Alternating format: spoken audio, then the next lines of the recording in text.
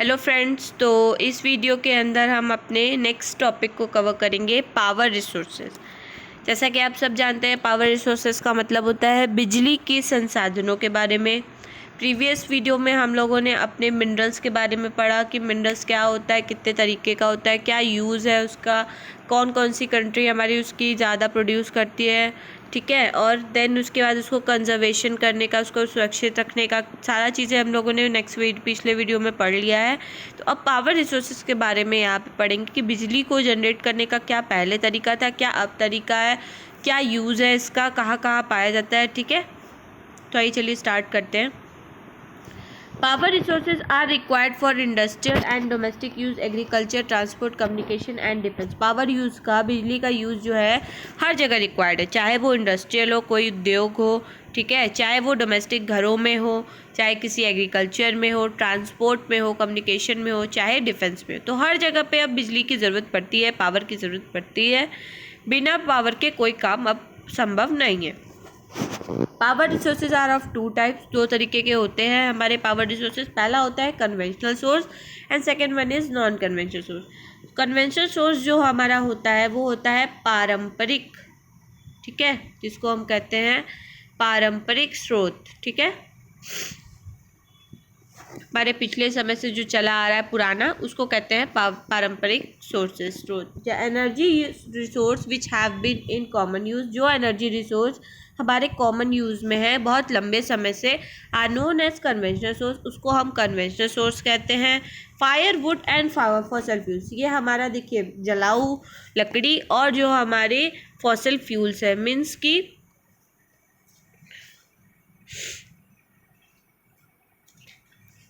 जो हमारी जीवाश्म ईंधन जिसको कहते हैं, उसको हम फॉसल फ्यूल्स कहते हैं, जीवाश्म ईंधन, ठीक है, वो हमारा फॉसल फ्यूल कहलाता है। ये दो मेन कन्वेंशनल सोर्स है, पारंपरिक सोर्स है, स्रोत है जिससे एनर्जी जनरेट होती थी। The fossil fuel comprises of, fossil fuels के अंदर के क्या क्या है पॉइंट्स। पहला है हमारा कोल, मीन्स कोयला, is also known as buried sunshine, means दफन हुए धूप जिसको कहते हैं वो, क्योंकि कोल जो है हमारे अर्थ सरफेस के नीचे ही हमको पाया जाता है, इसलिए इसको कहते हैं बरीड सनशाइन, ठीक है। द मेजर कोल प्रोड्यूसिंग, सबसे ज़्यादा कोल प्रोड्यूस करने वाली कंट्रीज़ कौन कौन सी है वर्ल्ड के अंदर? China, USA, Germany, Russia, south Africa and France, ये सब जो है हमारी कोल को सबसे ज़्यादा प्रोड्यूस करती है। India the major coal producing, India के अंदर जो सबसे ज़्यादा कोल को प्रोड्यूस करने वाली एरिया कौन कौन सी हैं? रानीगंज, ठीक है, झारिया, डांडाबाद और बोकारो, झारखंड के अंदर, ठीक है।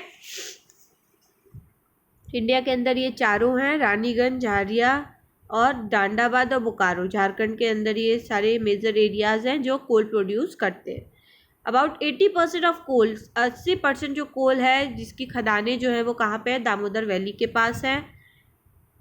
अगर जो डिसएडवांटेज है, जो नुकसान हुआ यूज़ करने का कोल को एज अ फ्यूल के रूप में, आर इट इज़ बल्कि टू ट्रांसपोर्ट, उसको काफ़ी ये बल्कि हो जाता था, भारी पड़ता था ट्रांसपोर्ट करने के लिए, और ये सोर्स ऑफ पॉल्यूशन भी था साथ साथ, ठीक है। सोर्स ऑफ पॉल्यूशन, क्योंकि आप कोयला जलाओगे तो देखोगे काफ़ी धुआं होता है, तो वो क्या होता है? पॉल्यूशन होने का एक, हमारे वातावरण को पॉल्यूट होने का एक स्रोत हो जाता है। फिर next topic is our petroleum. Petrol जैसा आप सब जानते हैं is also known as black gold, इसको हम काला सोना भी कहते हैं, ठीक है, black gold. The world petroleum means, जो वर्ड है हमारा पेट्रोलियम का, उसका मतलब है रॉक ऑयल, पत्थर का तेल, and is found between the layer of rocks, जो रॉक का हमारे परत होता है उसके बीच में से ये तेल हमको मिलता है जिसको हम रॉक ऑयल कहते हैं। In the form of A thick black liquid, ये हमें एक गाढ़ा काला कलर का लिक्विड मिलता है जिसको हम रॉक ऑयल कहते हैं। Petroleum in its raw form, petroleum जो उसमें मिलता है हमको, ये ब्लैक थिक लिक्विड मिलता है, ये रॉ फॉर्म में होता है, ठीक है। किस फॉर्म में होता है? रॉ फॉर्म में, कच्चे फॉर्म में होता है, जिसको कि हम क्या कहते हैं? क्रूड ऑयल कहते हैं, कच्चा तेल जो कि ड्रिल करके निकाला जाता है ऑयल फील्ड के अंदर से, which is drill from oil field, जो तेल की मैदानी होती हैं वहाँ से निकाला जाता है।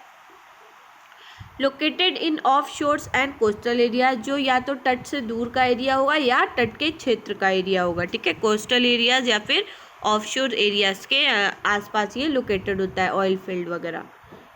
The major petroleum producing and countries, जो हमारी कंट्रीज़ हैं जो सबसे ज़्यादा पेट्रोल प्रोड्यूस करती है वर्ल्ड के अंदर, वो कौन कौन से? Iran, Iraq, Saudi Arabia and कतार। जैसा कि आप सब जानते हैं कि तेल का जो मेन सोर्स होता है वो सऊदी अरेबिया, ईरान, इराक और कतार से होता है, तो ये सबसे ज़्यादा पेट्रोलियम प्रोड्यूस करने वाली कंट्रीज़ मानी जाती है। मानी क्या जाती है? ये है, यहीं पे हमको सबसे ज़्यादा पेट्रोल मिलता है।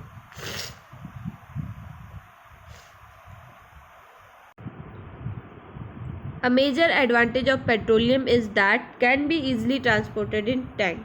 इसका एक ये एडवांटेज है कि इसको हम इजीली टैंकर के थ्रू ट्रांसपोर्ट कर सकते हैं, ठीक है, ये फ़ायदा है।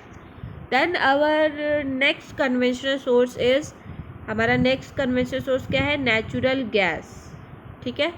ये हमें पेट्रोलियम डिपॉजिट के साथ मिलता है, जहाँ पेट्रोल डिपॉजिट होता है, ठीक है, ये वहीं पे हमको पाया जाता है। नेचुरल गैस वगैरह is release when the crude oil is brought to the surface, ये तब रिलीज़ होता है, तब निकलता है जब हम क्रूड ऑयल को निकालते हैं सरफेस से, तब, ठीक है, जब हम क्रूड ऑयल को ड्रिल करके निकालते हैं, देन एक गैस रिलीज़ होती है जिसको हम क्या कहते हैं? अपनी नेचुरल गैस कहते हैं, ठीक है।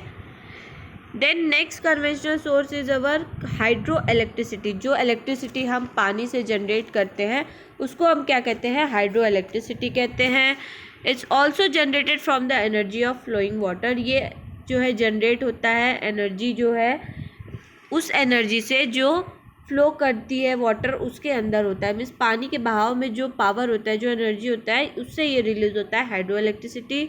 The energy derive from flowing water is called hydro power, जो भी एनर्जी डिराइव होता है, निकलता है उस पानी के बहाव से, उसको हम क्या कहते हैं? हाइड्रो पावर कहते हैं, ठीक है। The electricity generated from hydro power, जो भी इलेक्ट्रिसिटी जनरेट होती है हाइड्रो पावर से, उसको हम हाइड्रो इलेक्ट्रिसिटी कहते हैं। नॉर्वे क्या है? हमारी फर्स्ट ऐसी कंट्री है वर्ल्ड के अंदर जो डेवलप की है हाइड्रो इलेक्ट्रिसिटी को। द लीडिंग प्रोड्यूसर, जो सबसे ज़्यादा लीडिंग प्रोड्यूसर है हाइड्रो पावर की वर्ल्ड के अंदर, वो कौन कौन सी है? चार है कंट्री, पराग्वे, नॉर्वे, ब्राज़ील और चाइना। ये चारों जो है हमारी सबसे ज़्यादा लीडिंग प्रोड्यूसर है हाइड्रो पावर की कंट्री के अंदर। तो नेक्स्ट हमारा है non conventional sources, power resources का दूसरा जो हमारा है वो नॉन कन्वेंशनल सोर्सेज है, इसको हम कहते हैं गैर पारंपरिक स्रोत, ठीक है, इसको हम क्या कहते हैं? गैर पारंपरिक स्रोत। Non conventional source of energy are renewable, ये रिन्यूएबल भी होता है और नेचर के अंदर, प्रकृति के अंदर हमारे अनलिमिटेड होता है, ठीक है, बट आर मोर एक्सपेंसिव, पर ये काफ़ी ज़्यादा महंगा होता है तब तक जब तक इसके लिए हमको टेक्नोलॉजिकल की अपग्रेडेशन चाहती है, ठीक है, टेक्नोलॉजी को और ज़्यादा इम्प्रूव करना, बढ़ाना, ये रिक्वायरमेंट होती है इसकी।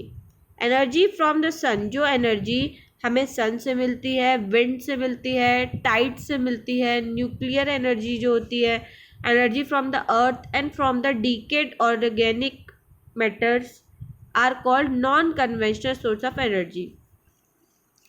मीन्स कि वो एनर्जी जो हमें कहाँ कहाँ से मिलती है? हमारे सन से, ठीक है, हवा से, देन टाइड से, मीन्स ज्वारीय ऊर्जा जिसको कहा जाता है, ठीक है, जो ओशियन के वाटर से निकलता है।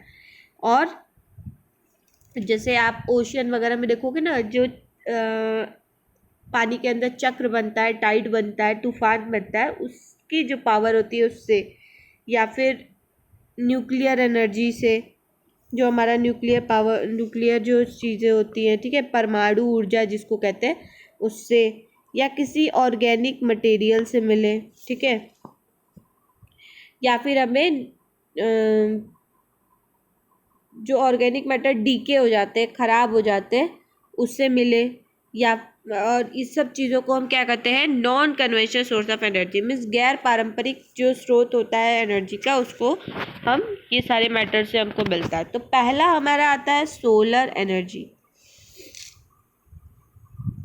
Solar energy is inexhaustible and non polluting from the energy, solar energy जैसा आप सब जानते होंगे, जो छतों पे आप सोलर पैनल लगाते हो, फिर वो धूप से चार्ज होता है, देन आपके घरों में इलेक्ट्रिसिटी आती है, तो ये सोलर एनर्जी कहलाती है। ठीक है,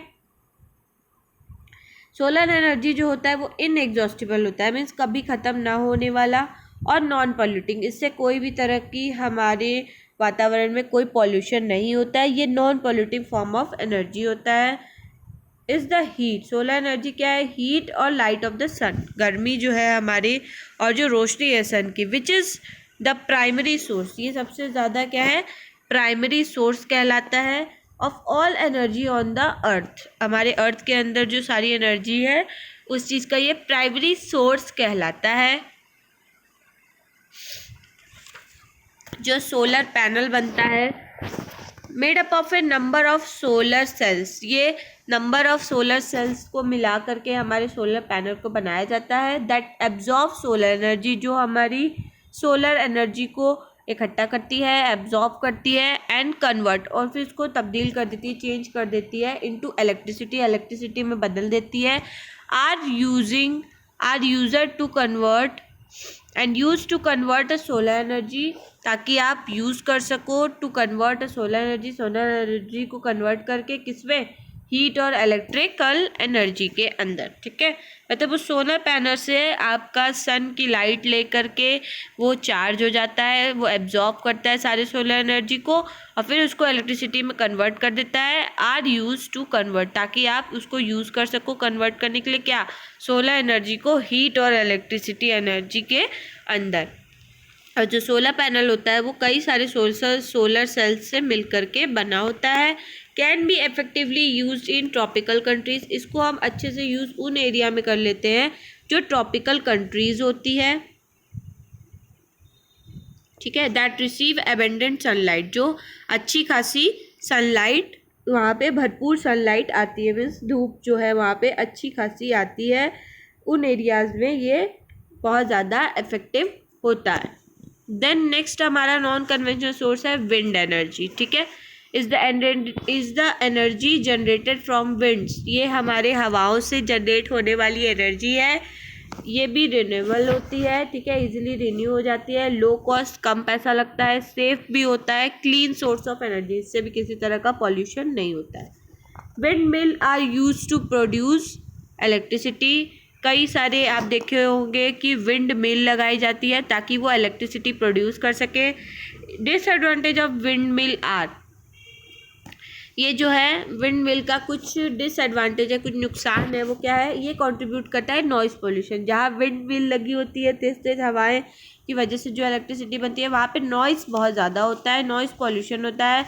इससे क्या होता है? हार्मफुल टू बर्ड्स, मीन्स जो हमारी बर्ड्स होती हैं उन सबको कुछ न कुछ इससे नुकसान होता है। Then next non conventional source is tidal energy. ठीक है, ये हमारी टाइडल एनर्जी है, इसका क्या क्या नुकसान है, जिसको हम ज्वारीय ऊर्जा कहते हैं। Tidal energy is the energy generated from tides, ये टाइड्स से जनरेट होता है, which are cause by the gravitational pull of the moon and the sun and the rotation of the earth. ये एक एनर्जी है जो जनरेट होती है टाइड से। ठीक है, साथ ही साथ ये क्या होता है, ये क्यों ऐसा होता है? जब ग्रेविटेशनल जो है वो ग्रेविटी की जो पावर होती है जो नीचे की ओर आपको खींचती है, वो जब खींचती है, पुल करती है मून एंड द सन, ठीक है, मून और सन को, और रोटेशन ऑफ द अर्थ, साथ ही साथ अर्थ की जो रोटेशन होती है उसको भी जब ये पुल करती है तब हमारा ये एनर्जी जनरेट होता है, मीन्स टाइड जनरेट होता है और एनर्जी उससे जनरेट होती है। Is a non polluting and inexhaustible source of energy, ये भी नॉन पॉल्यूटिंग है, किसी तरह का पॉल्यूशन नहीं करता और ये भी कभी ख़त्म होने वाला सोर्स ऑफ एनर्जी नहीं है। Then next is nuclear energy, means परमाणु ऊर्जा जिसको कहते हैं। Is the energy stored in the nuclei of radioactive element like uranium and thorium, ये भी एक एनर्जी है जो कि स्टोर होती है न्यूक्लियाई के अंदर, जो रेडियो एक्टिव एलिमेंट अपने अंदर रखता है, जैसे कि क्या क्या, यूरेनियम और thorium. Is produce during nuclear fusion. ये कब प्रोड्यूस होता है? जब न्यूक्लियर का फ्यूजन होता है। When the nucleus is split, जब भी न्यूक्लियर क्या होता है? स्प्लिट हो जाता है तब।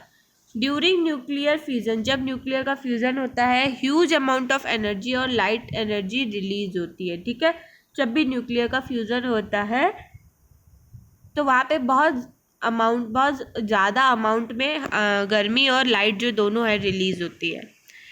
Then next is geothermal energy, means भूतापीय ऊर्जा।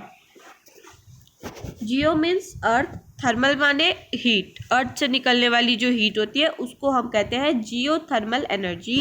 Is the heat energy store inside the earth, ये वो एनर्जी है जो अर्थ के नीचे दफन है, इनसाइड है।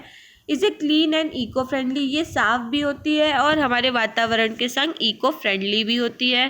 Can be seen dissipated in on the earth surface, इसको देखा जाता है हमारे अर्थ के ऊपर। ठीक है, डिसिपेटेड फॉर्म में और in the form of hot spring, और इसको हॉट स्प्रिंग के फॉर्म में भी देखा जाता है। ठीक है, साथ साथ नेचुरल गीजर एंड वोल्केनोज में भी। ठीक है,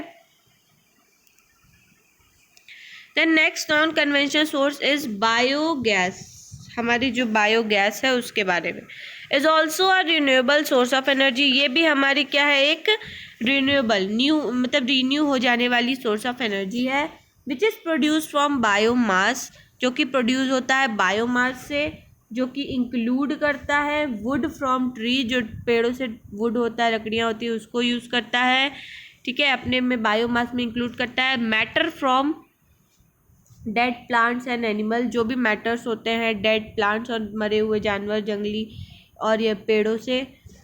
वेस्ट फ्रॉम अदर प्लांट, जो अलग अलग प्लांट से जो और ज़्यादा वेस्टेज निकलते हैं। ठीक है, और साथ ही साथ जो एनिमल डंग, काऊ के डंग, गोबर वगैरह, और किचन के वेस्टेज, जो भी आपके किचन में से कचरे निकलते हैं, उन सारी चीज़ों का यूज़ करके, ये इंक्लूड करके बायोमास बनाता है।